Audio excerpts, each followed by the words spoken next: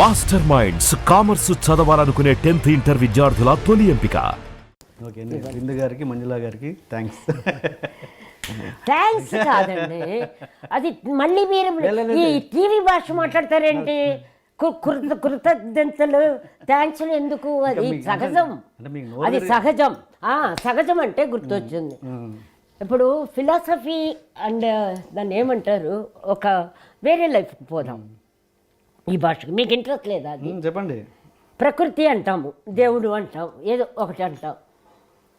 ఆ టైంకి ఏ టైంకి ఏది కావాలో, ఏది రావాలో, ఏది ఇవ్వాలో, దాన్ని మా భాషలో ఏది ఇవ్వబడాలో, ఏది రాబడుతుందో, ఏది జరగబడుతుందో అని ఒక దైవ భాష.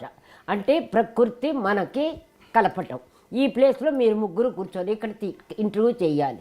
అది ఎలా చేయాలి? దానికి ఒక కారణం వాళ్ళిద్దరు, బిందమ్మ వాళ్ళు మంజమ్మ అనుకో. అది వాళ్ళకు కారణానికి యూజ్ చేసుకున్న ఒక స్థితి. అది ఇట్లా ఒకదానికొకటి లింక్ ఉండే బ్యాడ్ ఆర్ గుడ్, పాపం పుణ్యం అన్నీ జరుగుతాయి. దీనికి దేవుడు అక్కర్లా, మన లిస్టులో ఒకటి ఉంటాయి, ఆ లిస్టు ప్రకారం జరుగుతుంది. అలాగే ఇప్పుడు నేను ఇంత ధైర్యంగా కాన్ఫిడెన్స్గా మాట్లాడడానికి కారణం, ముందు ఒకటి పోయింది. ఏం పోయింది? ఎదురు చూడటము, ఆశ పోయింది. ఓకే, మెయిన్ అది పోయేటప్పటికి చిన్న ధైర్యము, కాన్ఫిడెన్స్ వచ్చేసింది. అవును, వద్దనుకున్నాను కదా. ధైర్యము, కాన్ఫిడెన్స్ ఎందుకు వచ్చిందంటే, అది వద్దు కాబట్టి ఇది వచ్చింది. అది కావాలి అనుకుంటే నాకు భయం స్టార్ట్ అవుతుంది, ధైర్యం పోతుంది. అప్పుడు కాకపట్టడము, లేకపోతే మీకు సరే సరే అని తల ఊపడము, ఏదో సంథింగ్ అన్నీ చిల్లర పనులన్నీ చేయాల్సి వస్తుంది. ఇది వద్దు అని ఒక్క మాట తీసేటప్పటికి ఇన్ని పనులు తగ్గిపోయి కాన్ఫిడెన్స్ వస్తుంది. ఆ కాన్ఫిడెన్స్ ఎందుకు వస్తుంది అని అడిగే మెచ్యూరిటీ స్టార్ట్ అవుతుంది. నాకు చిన్న జూనియర్ ఎన్టీఆర్కి అట్లాగా అయ్యి ఉండాలని నా అనుమానం. నేను ఓపెన్ నా ఎక్స్పీరియన్స్గా నేను చెప్పగలుగుతా. బాబు అది ఎంత పెద్దవాళ్ళు హీరోలైనా ఏదైనా నాకు చిన్న బాబే కాబట్టి నేను చెప్పగలుగుతా. ఇది వచ్చి ఉండాలి ఇన్సిడెంట్. అప్పుడు ఆ ప్రకృతి ఏం చేస్తుంది, దానికి తగ్గ మనుషుల్ని తెప్పిస్తుంది. మనిషి రూపంలో. ఇప్పుడు ప్రవీణ్ అని మన తిరుపతిలో ఉన్నాడు, చిన్నవాడే. అతను హోమియోపతి ఒక చిన్న స్థితిలో ఉన్నాడు, మంచి స్థితిలో. నాకు ఆ స్థితి కావాలి అంటే, కావాలి కాదు, నాకు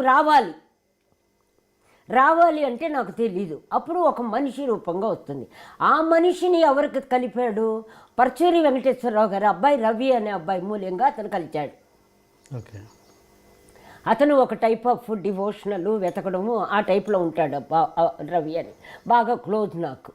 అతను ఇతన్ని నాకు కలిపాడు. అది ఎందుకు? ఈ టైంలో నా మైండ్కి ఇవి కావాలి. అది నాకంటే గొప్పగా ఉండకూడదు, నాకంటే తక్కువగా ఉండకూడదు, ఏజ్ పెద్దగా ఉండకూడదు, అంటే నేను తల ఉంచేటట్టు ఉండకూడదు, ఏజ్ మరీ తిన్నగా ఉండకూడదు. వాళ్ళు నన్ను కమెంట్ చేసి ఇన్ని కథలు ఉండేటట్టు ఒకటి కలపాలంటే ప్రకృతి ఇతన్ని కలపాలి. అట్లా అర్థమైందా? క్లియర్గా ఉందా? అంటే చాలా కష్టం, చాలా ఈజీ అండి ఇది. ఇట్లా మీరు వెతుకుతూ పోయేదే నాకు తెలిసిన భక్తి. పూజలు అవన్నీ ఊరికే డెకరేషన్కి తప్ప. అప్పుడు వెతుకుతూ ఉంటే, సిన్సియర్గా వెతుకుతే, అప్పుడు జీసస్ ఏదో అంటాడు కదా, నువ్వు తలుపు తడతానే నేను ఓపెన్ చేస్తానంటాడు. ముందు తట్టడానికి వీడికి ఎన్ని జన్మలు పడుతుంది? అన్నీ వదిలి వీడు తలుపు తట్టాలి కదా. ఊరికే తలుపు తట్టి వస్తాడా పక్కింటోడా తలుపు పెట్టడానికి కాదు, అన్నీ వదిలిపెట్టి తెరువు అన్నాడు. వీడు ఎన్ని జన్మలకు వదిలిపెడతాడు? అట్లా చెప్పడం ఈజీగా చెప్పారే కానీ ఎన్నో జన్మలు ఎత్తితే కానీ నాకు మాత్రం చాలా ఇన్సిడెంట్లు నన్ను నొప్పించారు అని అక్కడ జరుగుతుందని కాదు, నొప్పించే ప్రతిదానికి అక్కడ ఇన్సిడెంట్ ఏం జరుగుతూ ఉంది. ఇది ఒక వేరే సబ్జెక్ట్ అండి.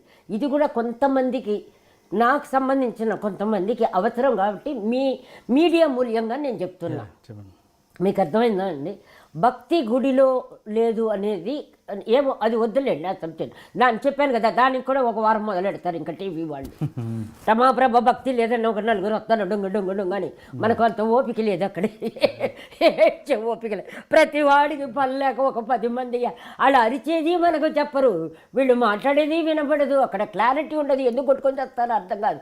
మధ్యలో పైగా ఇన్సల్ట్ చేసినట్టు మీరు కాసేపు ఆగండి అని అక్కడ ఏంటి అది యాడ్ వేస్తారు. వీడిది పాపం పోయిందాడు, చెప్పేవాడు సగం పోయాడు, ఎందుకు పోయి చెప్తారో అర్థమైతే అవ్వదు.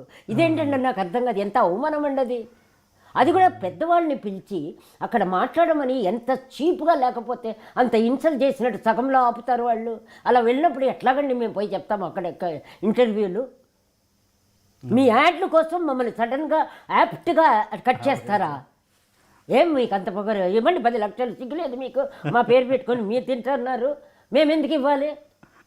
అది కూడా ఒకసారి విరామం వేసేయి అంటే పాపం వీడికి ఎక్కడ ఆపాడో తెలీదు, ఏం చెప్పాడో తెలీదు, ఒకరికొకరు కొట్టుకొని వస్తుంటే అక్కడ ఆపమంటారా ఒక చిన్న పిల్ల? అది అవమానం కదండి.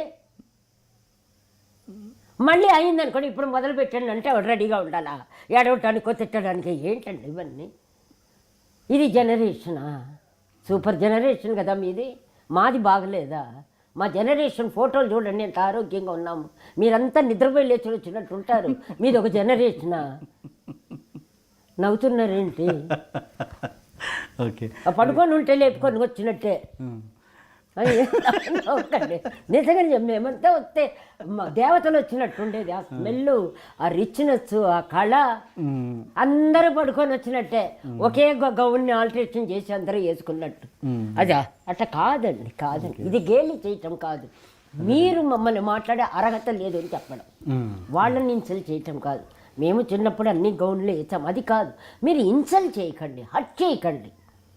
అదే మీరు చేస్తే మేము తట్టుకోలేము అంతే అన్నాను. కానీ అది బాగలేదు ఇది బాగలేదు అని కదా, అవన్నీ మావే మీరు వేస్తున్నారు, మేము వేయలే.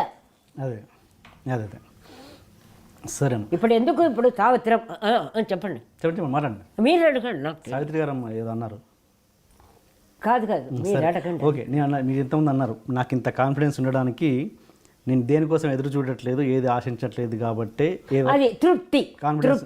నా క్వశ్చన్ ఫినిష్ చేయండి. అమ్మా, అందుకు వచ్చింది ఏ కాకాలు పట్టే వాళ్ళకు అది కాకా అనే మాట యూజ్ చేయకూడదు అన్నారు. అంటే ఒక లొంగాల్సిన అవసరం లేదు. అదే లేదన్నారు. మరి ఒక పరిస్థితిలో ఇప్పుడంటే లేదు, ఓకే, ఒక పరిస్థితిలో మీరు కూడా అలాంటి పొజిషన్లో లేరా? ఎప్పుడు చూసారు మీరు? నేను అడుగుతున్నాను, నేను ఉన్నారా అనట్లేదు, స్టేట్మెంట్. అవును, అందరూ చెప్తున్నారే, నేను ఎప్పుడూ అడుక్కు తిన్నాను. డబ్బులు లేదు, డబ్బులు లేకపోవడం వేరు, అడుక్కు తినడం వేరు. నేను అది కాదు, నేను అన్నది ఏంటంటే ఏది ఆశించలేదా మీరు గతంలో? ఎప్పుడు ఆశించడం లేదా? ఎప్పుడు ఎక్స్పెక్ట్ చేయలేదా? ఆశించలేదా? ఏది? నేను ఆ పరిస్థితి సో ఎప్పుడు ఇలాంటి కాన్ఫిడెంట్ గానే ఉన్నారు మొత్తం మీ లైఫ్? కాన్ఫిడెంట్ కాదు, నేను మామూలుగా ఉన్నానండి. అది కాన్ఫిడెన్స్ అని ఎందుకు అనుకుంటున్నారు?